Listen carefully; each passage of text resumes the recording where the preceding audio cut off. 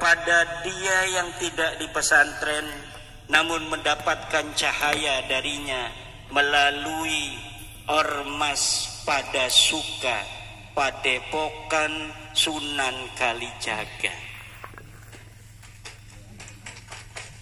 Raden Ahmad sudah tiada, Tuan. Tetapi Tuan, minta itu dong. Beliau tidak usah bersedih meninggalkan dunia Tempat itu. karena ia telah menjadi sebab daripada cinta Allah kepada sekelilingnya warga Banjarsari. Banjarsari, salah sedikit jangan dimarahin. Dengan anaknya Kiai Khalil dan dapat memberikan cahaya kepada bahkan seluruh Nusantara melalui dakwahnya di televisi, yaitu Kanjeng Kiai Raden Syarif Rahmat SQ. Ini adalah contoh dari seorang tua yang berhasil mendidik anak-anaknya. Allahu Akbar. Saya iri. Mampukah saya menjadi Raden Ahmad yang telah memiliki 2 putra yang mampu memberikan cahaya untuk sekelilingnya, Allah, yang mampu bermanfaat untuk agamanya baginda Nabi besar Muhammad sallallahu alaihi wasallam, yang mampu bermanfaat bukan hanya untuk para santri yang siap belajar agama, tapi membimbing banyak orang dari semua kalangan. Pada suka itu ada dari tentara, ada dari pedagang, ada pengusaha, ada tukang parkir, ada tukang sepeda. Sukanya sesepedahan saja. Beliau demi cinta beliau kepada keluarganya di Padasuka, kadang-kadang naik sepeda bareng-bareng dengan mereka. Saya ini hanya ngajar ngaji, majlis rumah, majlis rumah, majlis rumah. Ini kadang-kadang diundang ceramah. Udah lama nggak diundang-undang ceramah karena saya memilih tidak mau diundang ceramah. Udah 5 tahun. Karena santri semakin banyak, saya tanggung jawab. Saya udah memutuskan hidup saya ngajar ngaji. Ternyata ada hal-hal yang 2003 ini saya harus kembali untuk mau diundang ceramah karena hal-hal tanggung jawab saya. Betul. Sebagai orang yang telah menulis sebuah tesis tentang suatu hal dan kemudian orang-orang ingin mendengar langsung dari saya. Dan saya mengucapkannya, menerangkannya hanya kepada panitia yang undang untuk bicara itu. Di sini saya disuruh bicara haul, saya akan bicara tentang haulnya seorang manusia mulia yang dibuktikan dengan kemuliaan anak cucunya. Ini cucu-cucunya, ada yang ke Mesir, ada yang ke luar negeri, ada yang mesantren, ada yang hafid dan sebagainya. Hada yadullu ala annahu min ahlil khair. Amin, amin, amin. Amin, Allahu Akbar. Amin ya Allah. Kullu nafsin dha'iqatul maut. Setiap yang bernyawa pasti akan mati. Manusia adalah salah satu makhluk yang bernyawa. Maka manusia pasti mati. Kalau Anda merasa sebagai manusia, maka bersiap-siaplah, wahai orang yang sedang duduk enak-enakan ini, bahwa kalian nanti akan mati. Kenapa pada diam? Gak mau. Mati itu gak mandang yang tua, gak mandang yang muda. Saya, kata orang muda, kata istri saya tua. Bapak-bapak yang tua, saya muda. Mati tidak memandang umur. Bisa jadi bapak-bapak duluan, saya belakangan, atau sebaliknya, saya belakangan, bapak-bapak duluan. Tujuh, Bu. Presiden mati, maut, cek orang Ciamis. bener. Menteri paeh. Paeh apa maut? Paeh bae aing mah. Di Banten aing mah Sundana. Gubernur paeh. Bupati, camat, tentara, polisi, kiai. Ulah kiai mau ulah paeh. Pupus. Semuanya akan menghadap Allah. Yang satu perlu kita ingat, bahwa mati hanya sebentar. Bagi kita ahli sunnah wal jamaah, ketika kita meninggal sebentar, kemudian kita dibawa ke langit yang ketujuh, kita akan dikembalikan lagi, kemudian kita akan bangun untuk menerima pertanyaan, man rabbuka. Kata bagian kecil dari umat Islam yang namanya Mu'tazilah, bahwa ketika manusia itu wafat, maka dia akan terus mati sampai nanti hari kiamat. Tidak ada pertanyaan mungkar dan nakir, tidak ada namanya siksa kubur. Nanti setelah kiamat datang, dihisab, baru dia akan disiksa. Kalau dia min ahli syar di neraka, kalau dia min ahlil jannah, dia akan mendapatkan kenikmatan di dalam surga. Makanya kalau ada orang yang tidak mau haul, berarti dia ikut Mu'tazilah, bahwa orang yang sudah mati itu mati nanti dia sampai kiamat. Dia percaya adanya neraka, dia percaya adanya surga, tapi dia tidak percaya adanya malaikat mungkar dan nakir bertanya di alam barzakh. Dia tidak percaya adanya raudhatun min riyadil jannah. Dia tidak percaya adanya khufratun min khufarin niran.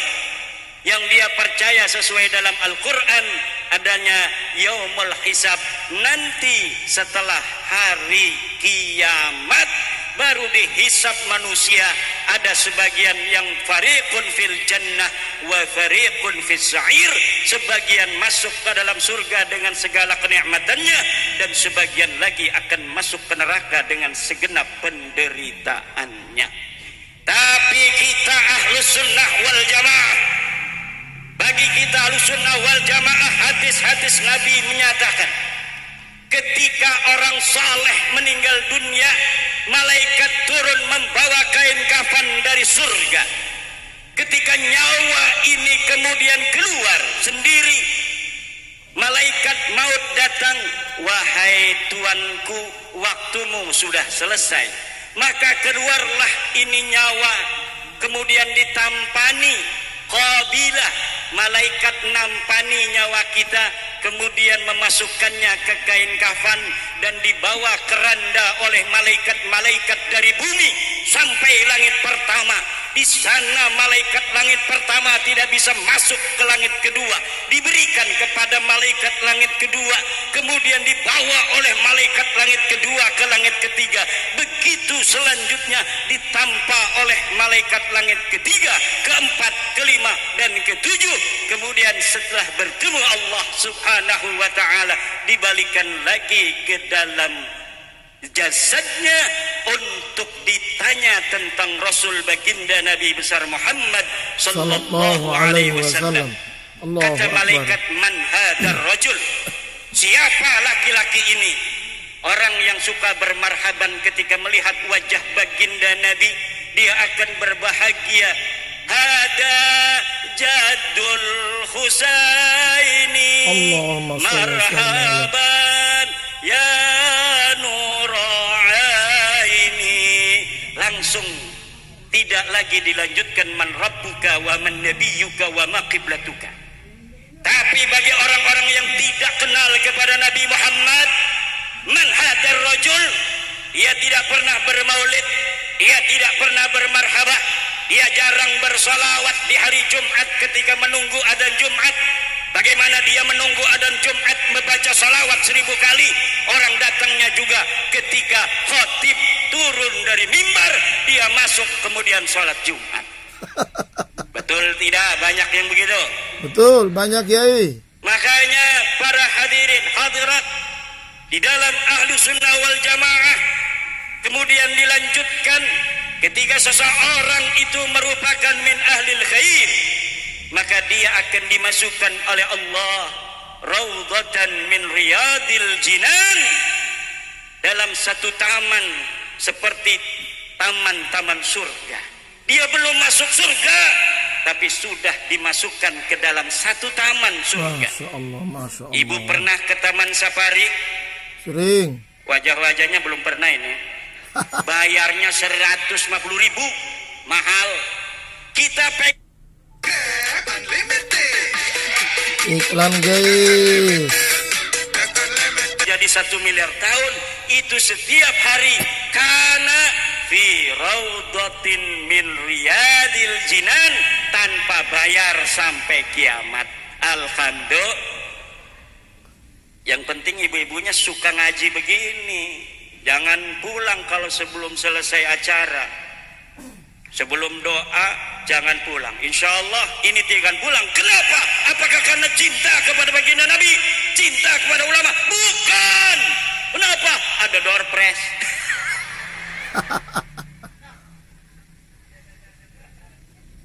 Mudah-mudahan saya yang dapat door prize-nya. Amin. Amin. Nih ibu-ibu lagi begini nih, mati. Ini kan lagi nuntut ilmu. Matinya masuk surga. Man mata fi talabil ilmi mata syahidan. Siapa orang yang mati dalam keadaan menuntut ilmu, mata syahidan, maka dia matinya dalam keadaan mati syahid. Bagaimana konsekuensi mati syahid? Mati syahid itu dakhalal jannah bighairi hisab. Masya Allah. Masuk surga tanpa diperiksa BPK, tanpa diperiksa KPK. Ada orang masuk surga tapi diperiksanya lama. Pemeriksaan di yaumul hisab bisa berjalan, ada yang sehari, ada yang setahun, ada yang 100 tahun, ada yang 1000 tahun, ada yang 1 miliar tahun. Lama. Dalam keadaan matahari begitu dekat, ngucur segala macam keringat yang berbau bermacam-macam dari orang-orang yang sangat berdosa. Maka ketika itu manusia di yaumil hisab itu tidak kuat. Ya Rabb, kami mohon keringanan dari keadaan yang begini sangat tidak enak. Matahari begitu dekat, kemudian bentakan malaikat ketika menyidik kita. Satu, apa yang kita lakukan tidak ada yang luput daripada hisaban. Ibu-ibu suami lagi masuk kamar mandi, dompet suami dilihat, dimasukin 100.000 ke susunya. Itu nanti kita akan melihatnya. Halal apa haram? Suami lagi kamar mandi, dompetnya kita ambil, kita lihat, ada duitnya 500.000, kita ambil 100.000. Ibu-ibu saya tanya, halal apa haram? Halal. Kalau suaminya pelit, halal. Setuju? Biarin kiai fatwa haram, kita halal aja, Bu. Suami pelitnya kayak setan. Dia lagi meleng, kita ambil aja duitnya 100.000. Dia nanya, kemana nih 100? Ada tuyul kali AA.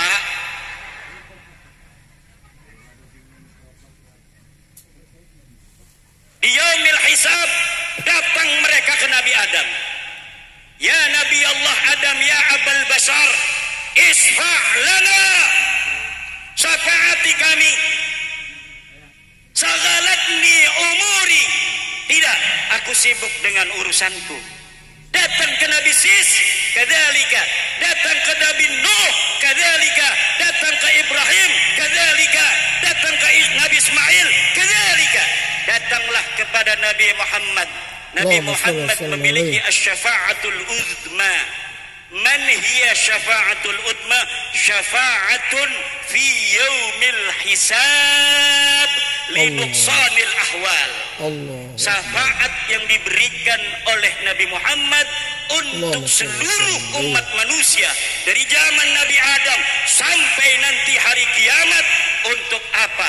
Linuqsanil ahwal, untuk mengurangi berbagai penderitaan di yaumil hisab. Kemudian Nabi Muhammad mengangkat tangannya, isfa' ya Rabb li hadhil ummah kullihim. Kemudian direnggangkan ini matahari yang begitu dekat, diangkat oleh Allah. Kemudian rada adem, malaikat yang membentak ketika dia ini memeriksa kamu, itu mengurangi bentakannya. Itu disebut dengan asy-syafa'atul uzma. Baru nanti ibu dan bapak, ketika sudah selesai hisab, di sana ada mizan. Ma huwal mizan? Mizan adalah timbangan. Mizanun haqiqiyun la takhayyuliyun. Ini adalah mizan hakiki, timbangan benar. Kelihatan timbangan itu. Setiap manusia amalnya akan ditimbang. Besar sekali timbangan. Wa kullun nasi yanduru ila hadzal mizan. Setiap orang bisa melihat ketika amal kita ditimbang. Kalaulah besar, lebih berat amalan kebaikan kita, maka kita kemudian akan dimasukkan ke dalam surga melalui sirat. Apa itu sirat? Sirat adalah jembatan. Jembatan bainal mauqif wa bainal jannah wa bainahuma narun. Hada mauqif wa dzalika al jannah wa bainahuma narun. Hada sirat, siratun hakikiyun, jembatan hakiki. Dari besi jembatannya. Kenapa jembatan itu disebut jembatan hakiki? Karena sirat yang majaz ada di dalam dunia, wahwa dinul Islam. Hada sirat, siratul ladzina an'amta alaihim ghairil maghdubi alaihim waladdallin. Tetapi nanti sirat di yaumil hisab kelihatan jembatan benar. Jembatan benar. Cuma jembatannya ini tergantung amal ibadah kita. Ada yang terasanya jembatannya ini sempit, tapi dia bisa jalan. Ada yang terasa lebar, dia bisa berjalan dengan berlari begitu kencang. Ada yang jembatannya terasa sangat tipis sekali. Wa fi riwayatin, bahkan dalam satu riwayat seperti rambut yang dibelah 7. Walau kana hadal hadis dha'ifan, walaupun hadis ini hadis dhaif. Orang-orang yang beramal seperti para syahid, ini yang hari ini akan mati syahid. Kalau mati lagi belajar begini, man mata fi talabil ilmi mata syahidan.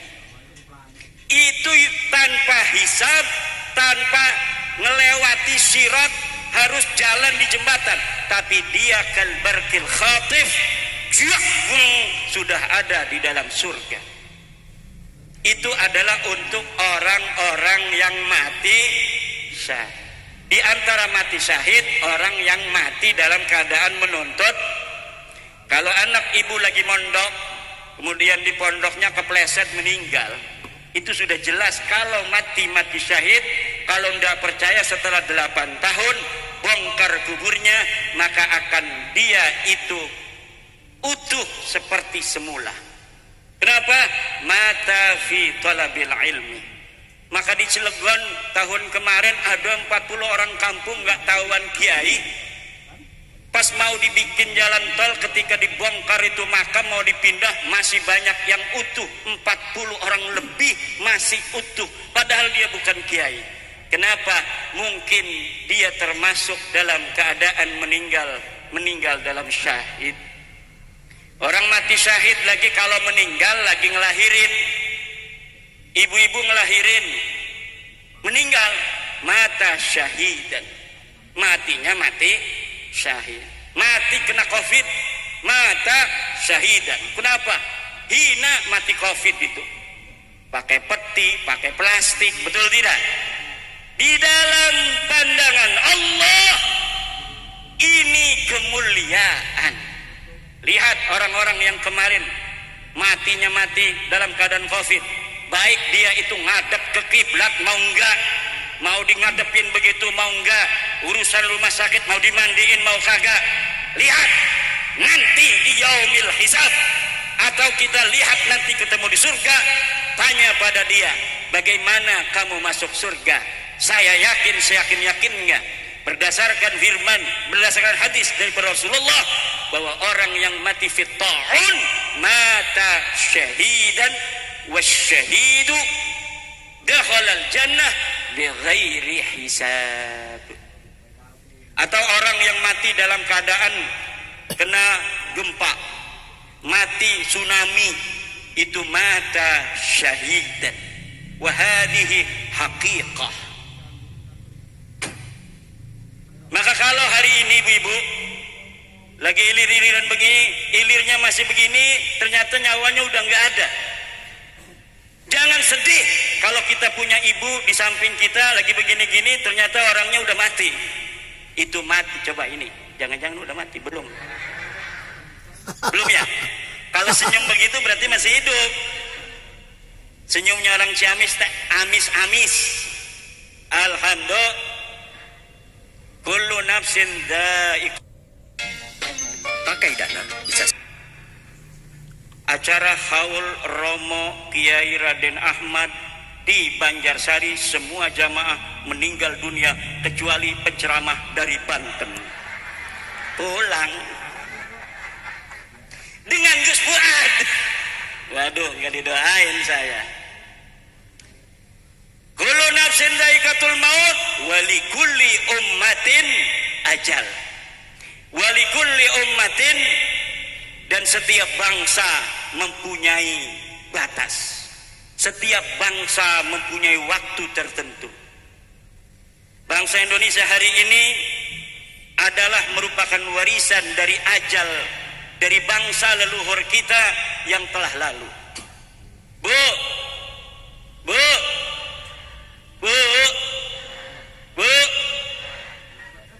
ini dulu Indonesia kita ada pulau Kalimantan, ada pulau Sumatera, ada pulau Jawa.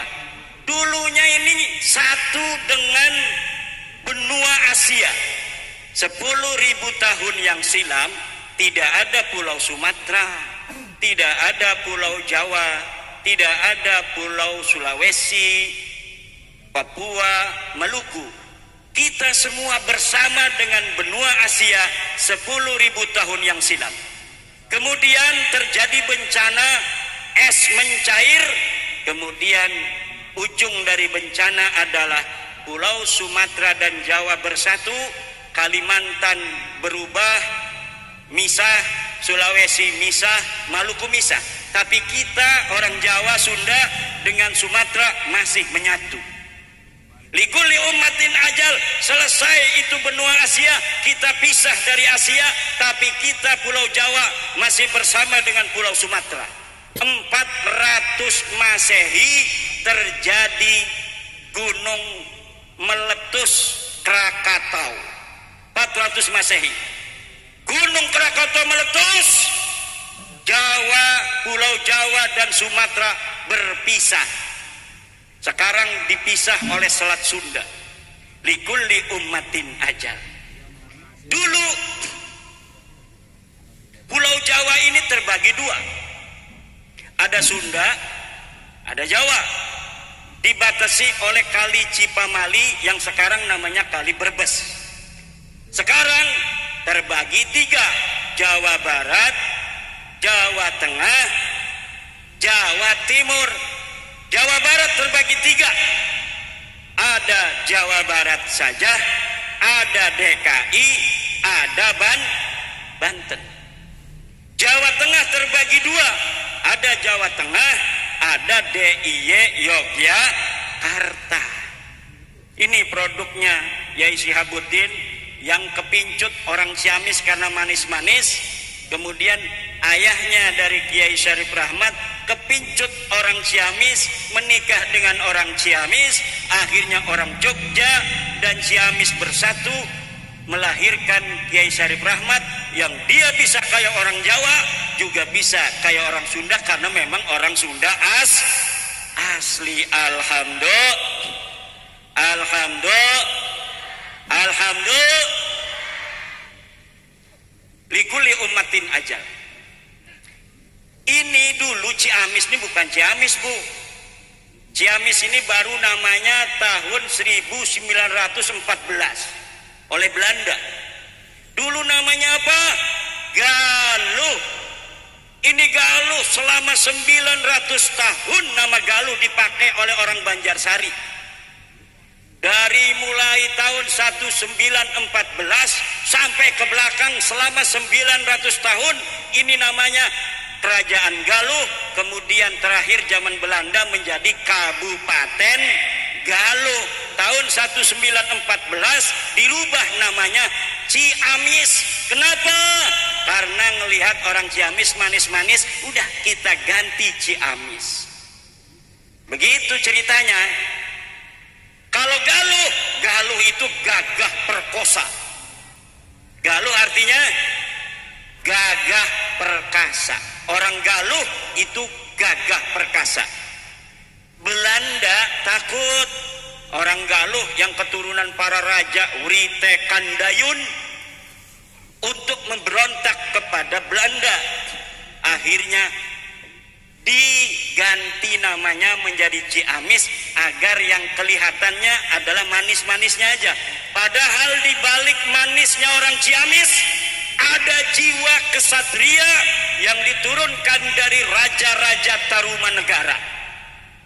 Dulu kerajaan kita ini cuma satu di Pulau Jawa, namanya Kerajaan Salakanegara. Di Jawa Barat ini Salakanegara 300 tahun hancur, kemudian menjadi Tarumanegara. Tarumanegara 300 tahun hancur, jadi dua Tarumanegara, dibatasi oleh kali di Citarum. Sebelah sana namanya Galuh, sini sebelah sana namanya Sunda. Kemudian 300 tahun kemudian hancur lagi Sunda dan Galuh, disatukan oleh Prabu Siliwangi, namanya Kerajaan Pajajaran. Kerajaan Pajajaran kemudian hancur jadi tiga penerusnya, Kerajaan Cirebon, Kerajaan Sumedang, dan Kerajaan Banten. Masa penjajahan hancur lagi, akhirnya jadi Jawa Barat. Tahun 2001 jadi dua lagi, Jawa Barat, Banten. DKI dari dulu jadi tiga. Likulli ummatin ajal. Setiap bangsa mempunyai waktu, kapan dia untuk tumbuh, kapan dia kemudian akan hancur. Kita minta Indonesia ini kepada Allah agar Allah tidak hanya umur Indonesia ini seperti Tarumanegara yang 300 tahun. Kita ingin Indonesia ini dalam keindonesiaan kita beribu-ribu tahun yang akan datang. Amin ya Allah ya Rabbal. Kita ingin Indonesia ini ada yang terdiri dari 17.000 pulau, 700 bahasa, 1.400 suku bangsa, yang dipisahkan setiap pulaunya oleh lautan, itu disatukan selama-lamanya oleh Negara Kesatuan Republik Indonesia. Dengan barokah haul pada hari ini, haul Romo Raden Ahmad bin Raden Romli, moga-moga Allah memberikan keberkahan untuk kita semua, bangsa Indonesia dari Aceh sampai Papua, mudah-mudahan tetap bersatu. Besok 2024 Capres semuanya biasa-biasa saja, rutinan tahunan. Pilih yang Anda suka. Anda pengen melihat Indonesia seperti apa, kemudian Indonesia seperti itu kira-kira siapa yang bisa mewujudkannya. Kalau kata Anda itu Anies, pilih Anies. Kalau itu Ganjar, pilih Ganjar. Kalau itu Prabowo, pilih Prabowo. Biasa-biasa saja. saja. Betul. Nanti kalau kita tidak suka 5 tahun itu pada presiden yang kita kalah kita pilihannya, tunggu 5 tahun lagi, jangan dipilih lagi. Begitu saja. Wallahu wal muwaffiq ila aqwamit thoriq. Wassalamualaikum warahmatullahi wabarakatuh. Waalaikumsalam warahmatullahi wabarakatuh. Sehat selalu Kiai, sehat selalu Kiai, berkah selalu Kiai, masyaallah. Yang mengajarkan kita